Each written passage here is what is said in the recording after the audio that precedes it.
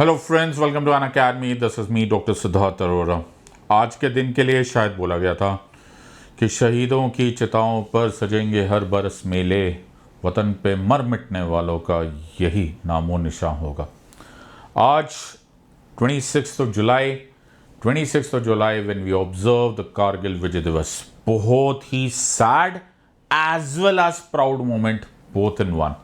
Sad because we lost so many of our brave officers and men in this conflict, in this war, which was put on us, जो हम पर धोखे से डाला गया था।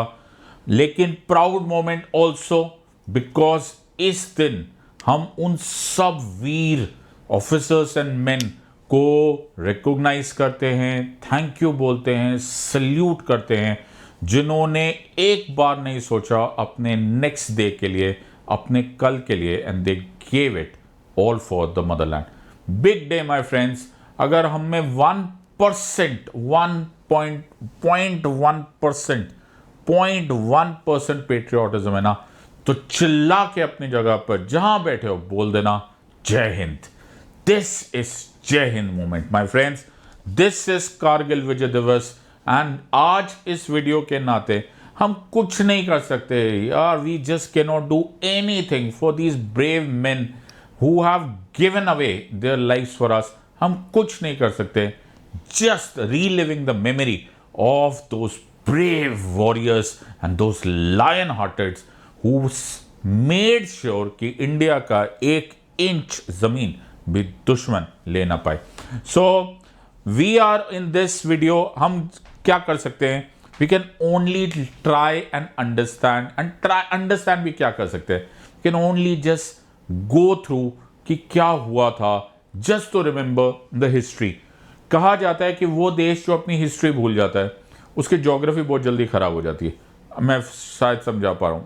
अगर हम अपनी हिस्ट्री से नहीं लर्न करेंगे, वी डोंट अंडरस्टैंड कि क्या हुआ, देन प्रॉबेबली ऐसे मिस्टेक्स दोबारा होगी, ऐसे धोखे दोबारा होंगे, और ऐसे ही हमारे ब्रेव ऑफिसर्स एंड मेन को शायद ये धोखा दोबारा फेस करना पड़े।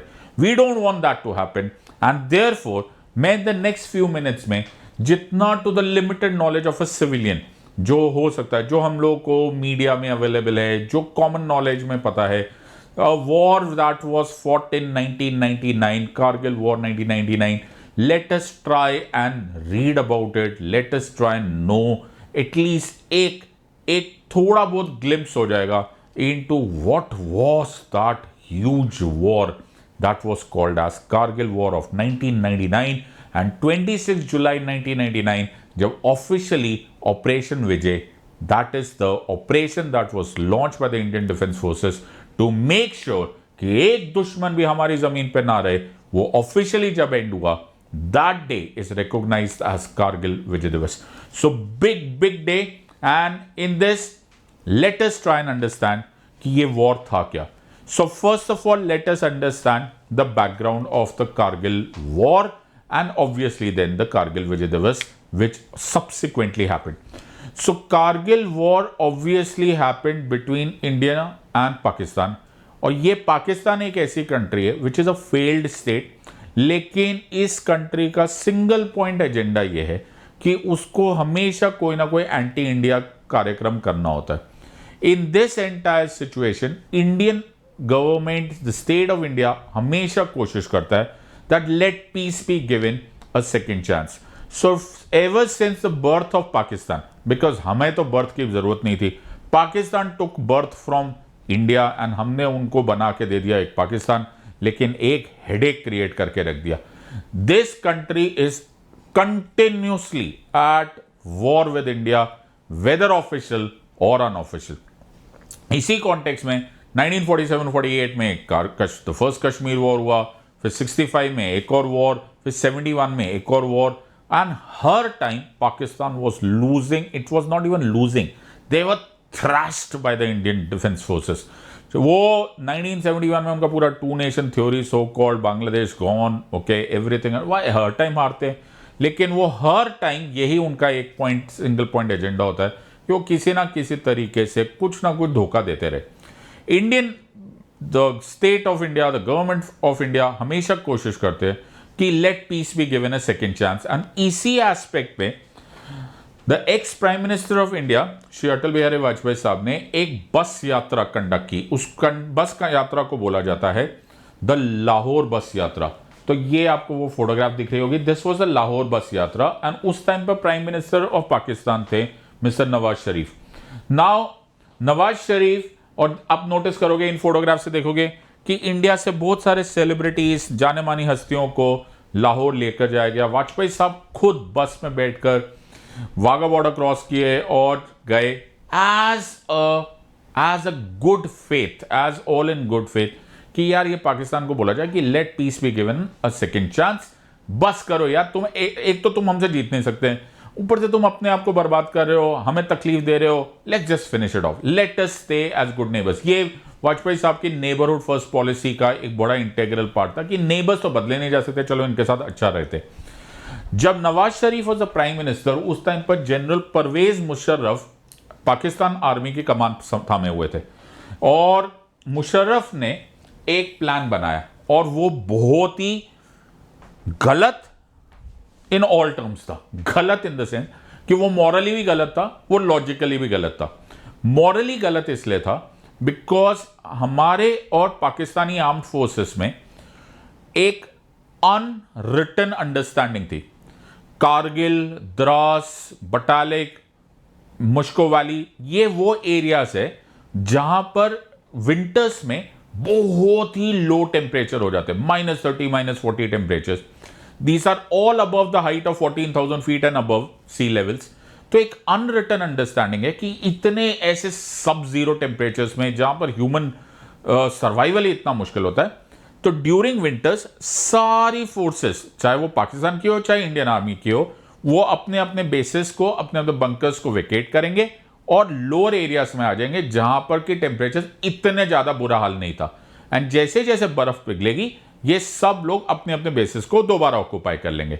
मुशर्रफ, और ये होता है कनिंग लोग, ओके, जो कमजोर इंसान होता है ना वो ज्यादातर कनिंग का साथ देता है।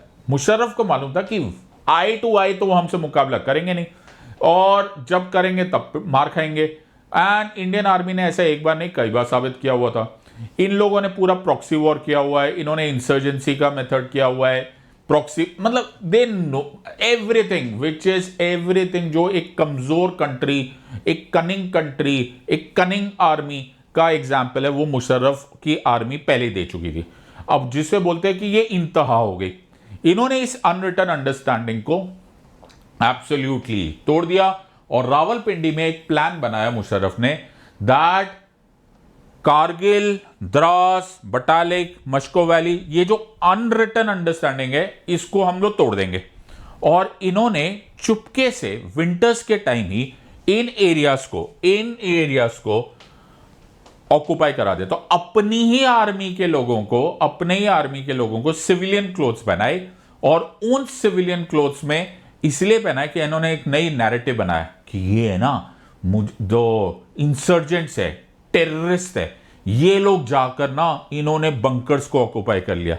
यार बहुत ही यूजलेस प्लान था, बहुत ही झूठा प्लान था। वैसे झूठा तो इनसे कोई खास टेंशन है नहीं, ये पाकिस्तान तो है नहीं, ये झूठा स्थान है, धोखेबाज स्थान है, तो ये लोग तो ऐसे झूठ बोलते हैं। लेकिन that was a very wrong plan, both morally as well as logically, क्योंकि ये प्योर ओवर कॉन्फिडेंस था।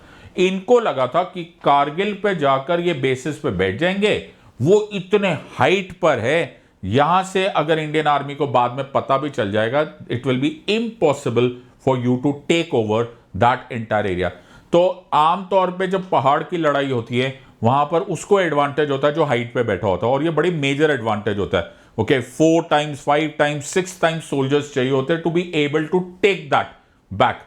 तो पहाड़ों पे कैसे जीतेगी इंडियन आर्मी, ऐसा इन्होंने सोचा, बड़ा मेजर ओवर कॉन्फिडेंस था। और तब जब इनको बोला गया कि तुम लोग झूठ बोल रहे हो, तब बोले ना हमने दोनों ने झूठ बोला। लेकिन बाद में और अब ये सारे के सारे जो चीजें हैं अब ये ओपन में आ गई है, अब तो ये न्यूज में आने लग गया।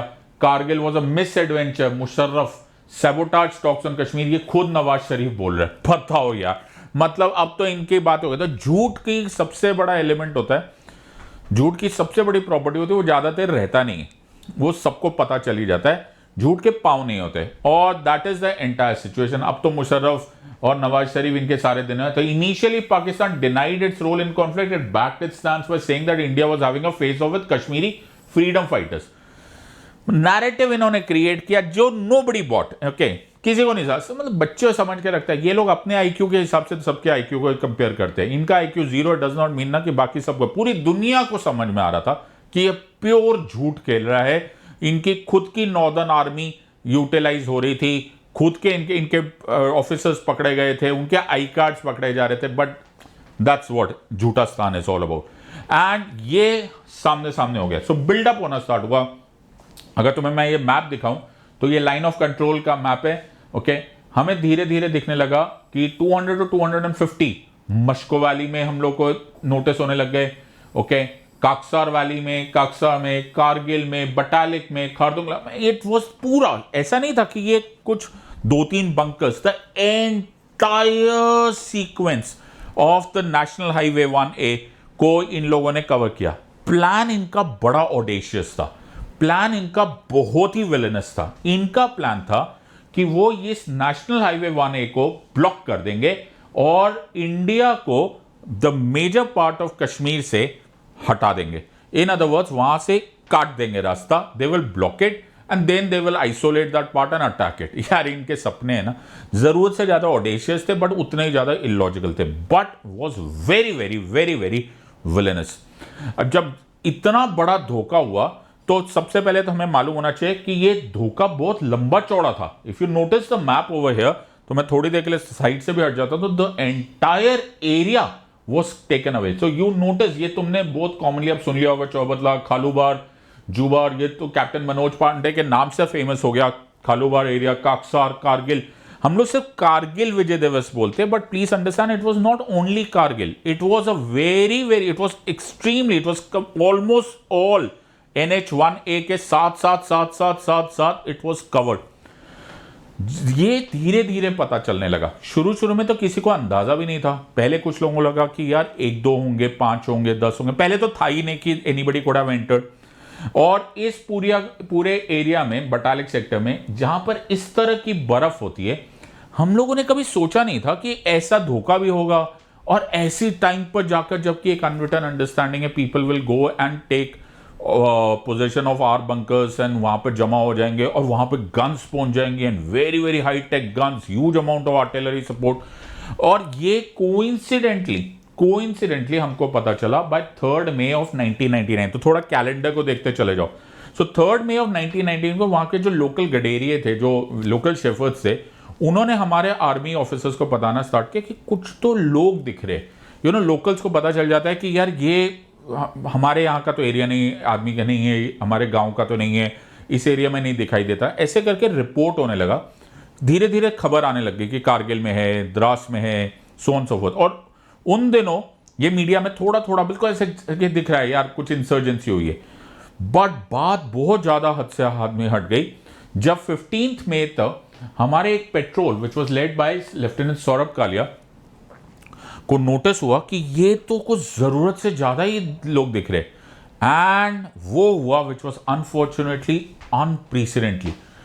लेफ्टिनेंट सौरभ कालिया के पूरे पेट्रोल को, जिसमें सिर्फ 6 ही लोग थे, ओके, उनको पाकिस्तान आर्मी ने POW बनाया। प्रिजनर ऑफ वॉर तो नहीं था इन द सेंस कि वो वॉर तो चालू ही नहीं था, लेकिन they kidnapped them, tortured them and they sent mutilated bodies back. ऐसे टाइम पर इंडियन आर्मी का एक सोल्जर का खून खोल गया होगा, बिकॉज इंडियन आर्मी में कोई भी सोल्जर दूसरे सोल्जर और कोई जिसको नहीं भी जानता, वो एक बहुत बड़ी फ्रेटर्निटी है, ये एक फैमिली है। नाउ एट दिस स्टेज ये तो इंडियन आर्मी की प्रोफेशनलिज्म है कि हमें विश्वास नहीं होता कि कोई ऐसी आर्मी किसी और आर्मी के सोल्जर के साथ किस तरह का बर्ताव कर सकती है। बट पाकिस्तान आर्मी से इससे ज्यादा बेटर उम्मीद की भी नहीं जा सकती। It is an absolutely disgusting non professional army and that is what lieutenant Saurabh Kalia face. जब ये हुआ तो इस बात का करीब करीब गारंटी हो गई कि there were not 1, there were not 2, this was a huge intrusion. ये एक बड़ा सोचा समझा प्लान है, बहुत ऑडेशियस प्लान है, बहुत ह्यूज विलेनस प्लान है। सो द इंडियन आर्मी के पास अब एक मेजर टारगेट हो गया। Now if you notice on this, Mushkoh से लेकर द्रास, कारगिल, तोलोलिंग, कक्सर, बटालिक सेक्टर, इस पूरे एरिया में ना जाने कितने hundreds and hundreds of this army people of Pakistan in civilian clothes with the highest sophisticated kind of guns and supported by their artillery is now taking control of these heights. अगर इनको नहीं हटाया गया तो the Srinagar Leh highway will be blocked. It will be absolutely impossible for us to connect to Kashmir. It will be over. अब इतना बड़ा जब तुम्हारे ऊपर प्लान होता है तो you have to fight back, और उस फाइट बैक का नाम था operation Vijay. So the official name of this programme of this destruction of the Pakistani programme जो उन्होंने बनाया था was operation Vijay. Indian army, Indian air force, Indian navy, all of them took part in this military operations which was code named as Operation Vijay.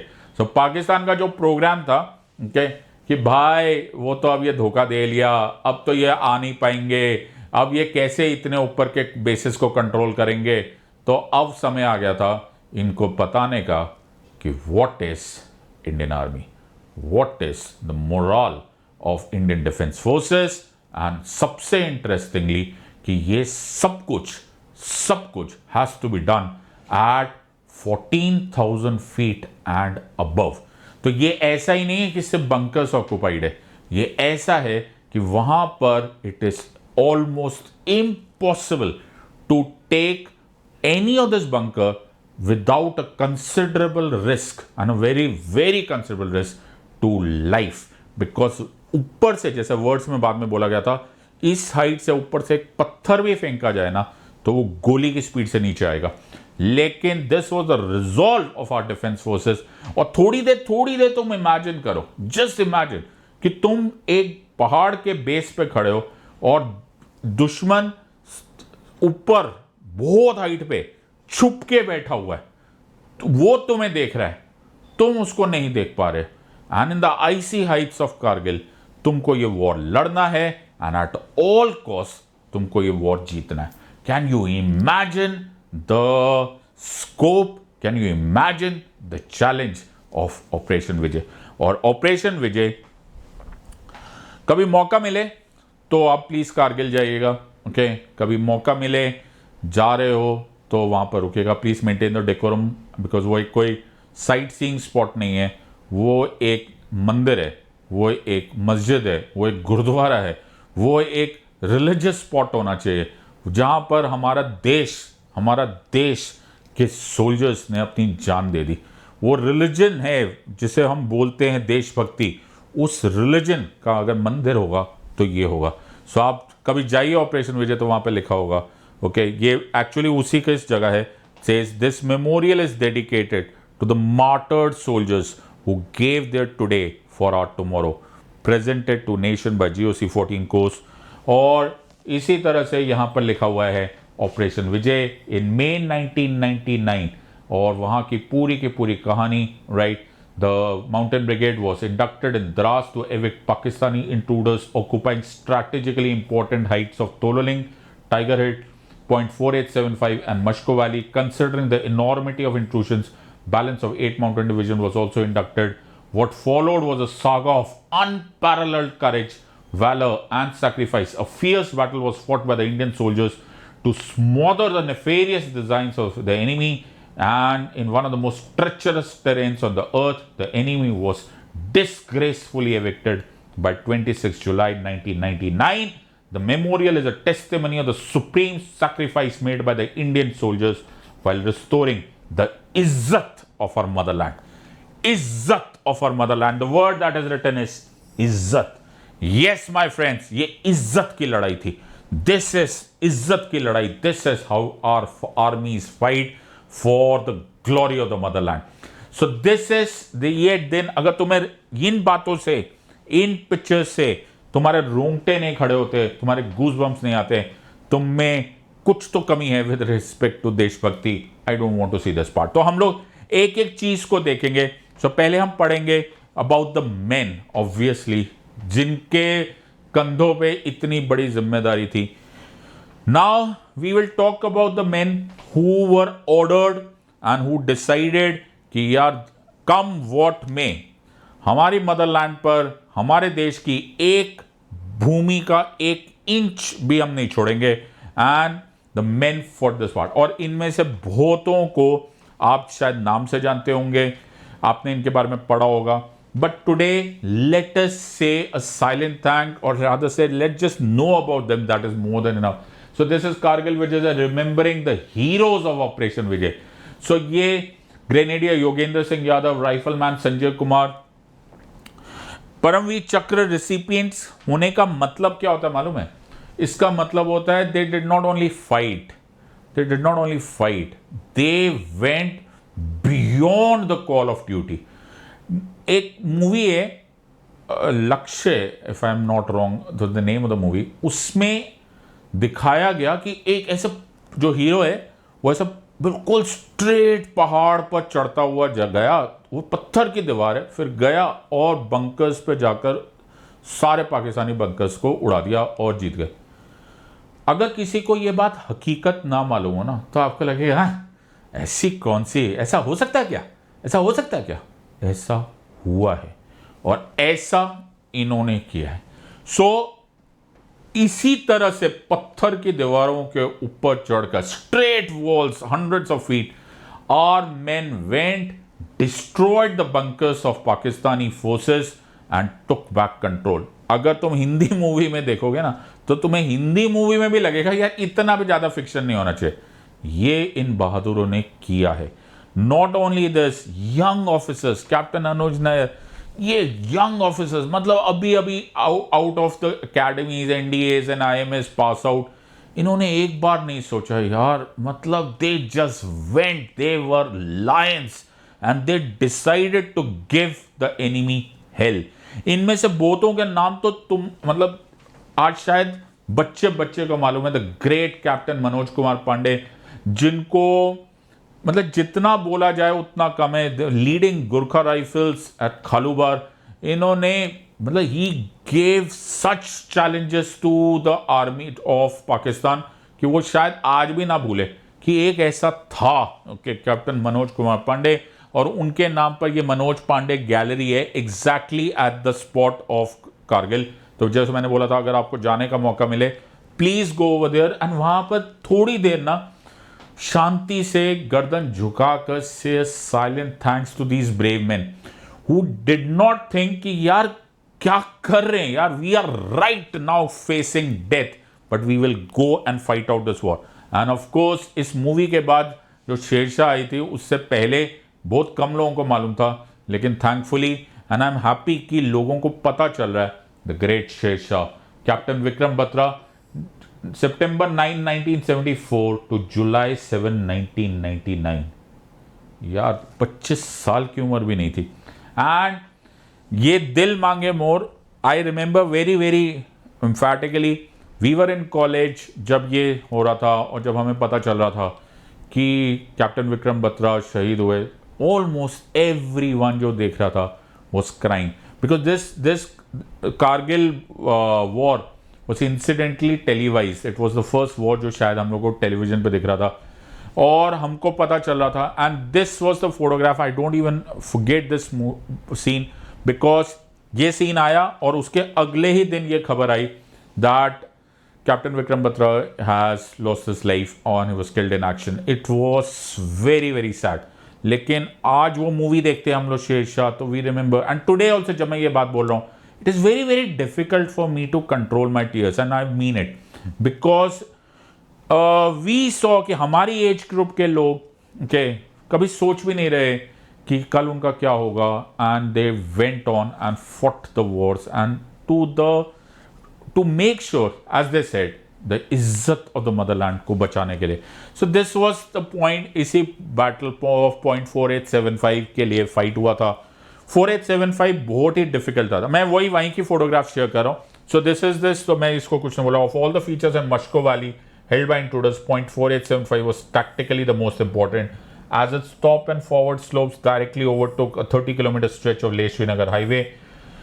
ये जब तक .4875 दुश्मन के पास था तब तक it was impossible for us to take control of this entire thing. लेकिन then इस पूरे एरिया को डोमिनेट करना भी बड़ा मुश्किल था, because it was at considerable height. Then captain Vikram Batra and the entire Jammu and Kashmir light infantry and everyone जो सब units and of course we don't know the military details, हमें जो पता चला वो बाद में पता चला. लेकिन शेरशाह इनका कोड था. He went on and valiantly made sure that we got back .4875. Sad and unfortunate ये था that he lost his life. He was killed in action.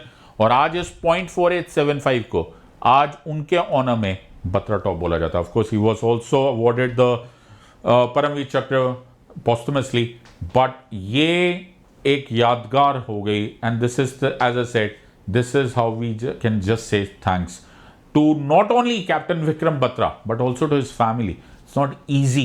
It is not easy to sacrifice your son, your father, your brother, or for that matter even sisters and everyone to the cause of motherland, जबकि मालूम है कि they are right now facing death.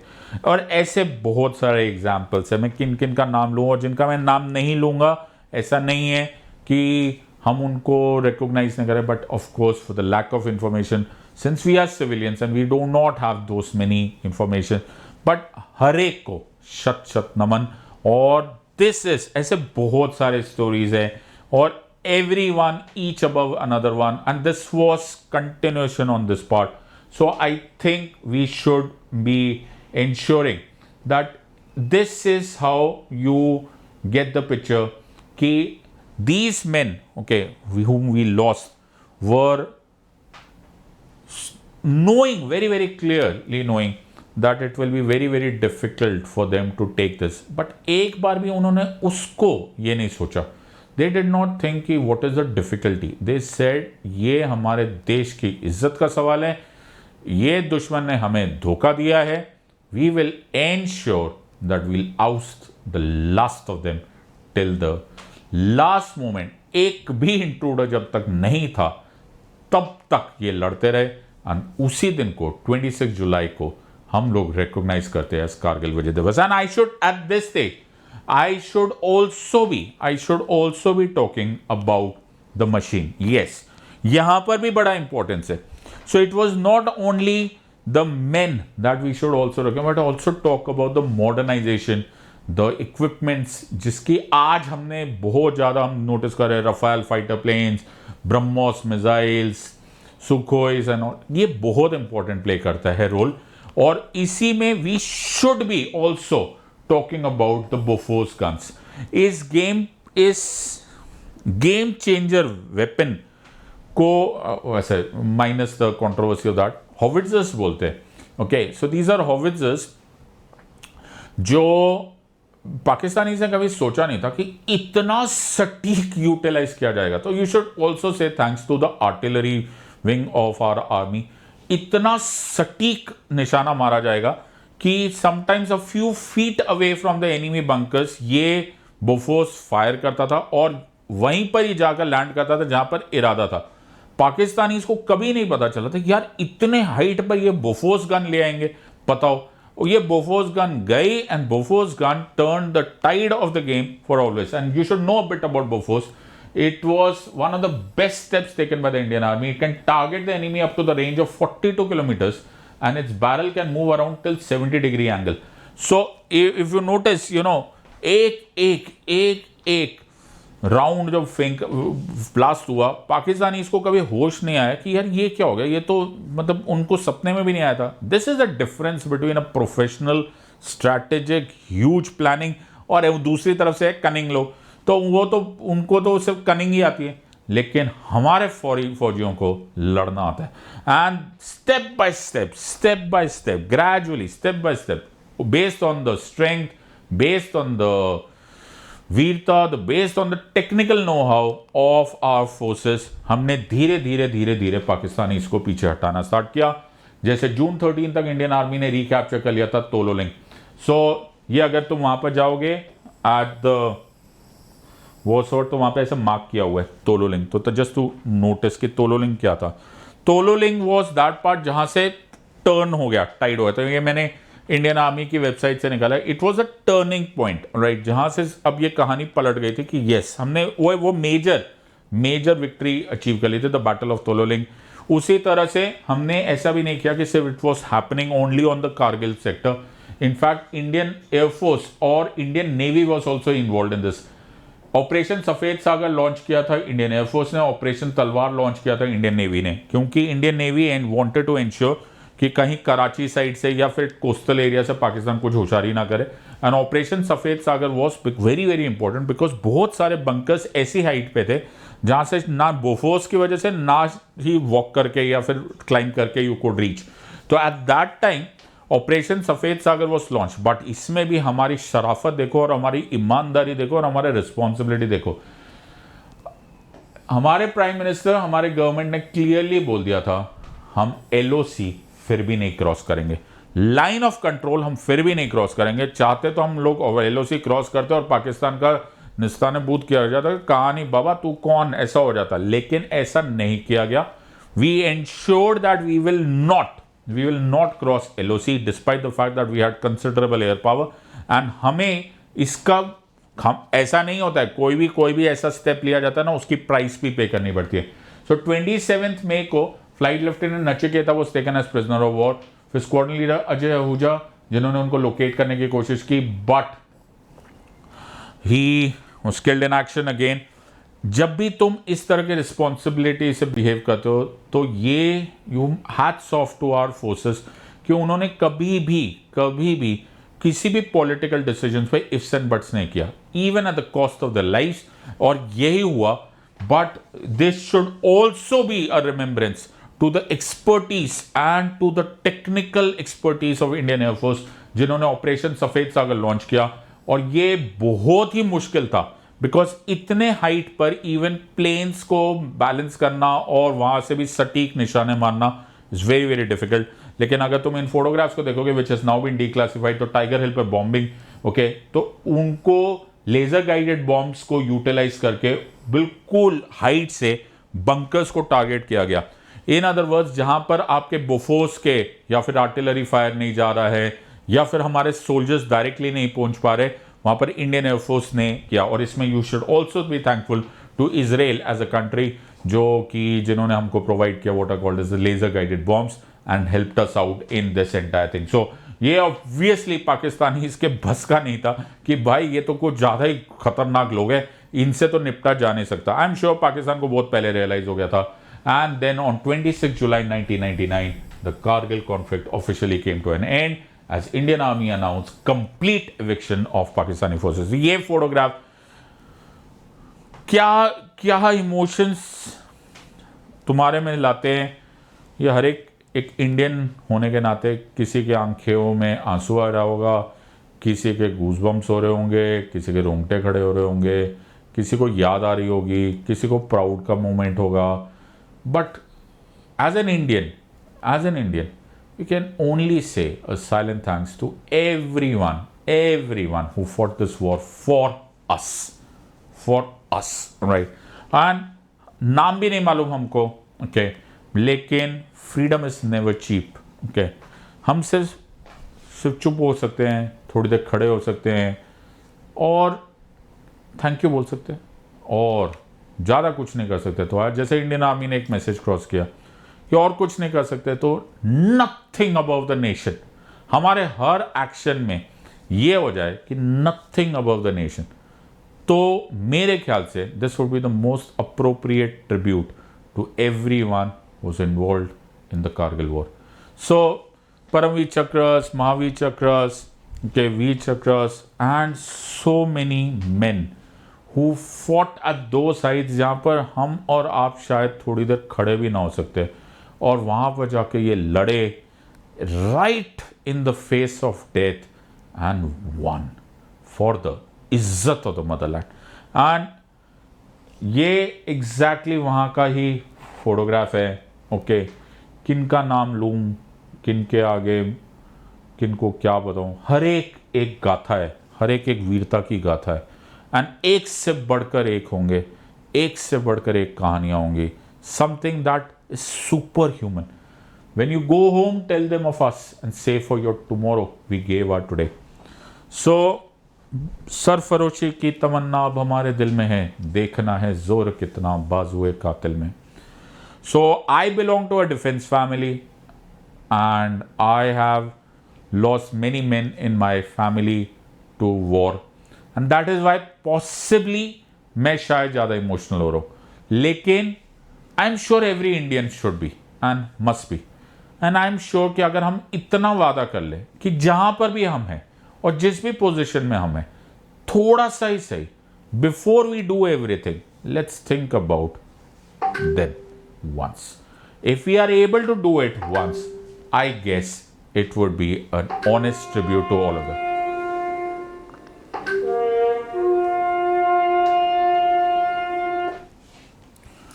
So this is how we should be doing, and I think it is a pure Jai Hind moment for all of us.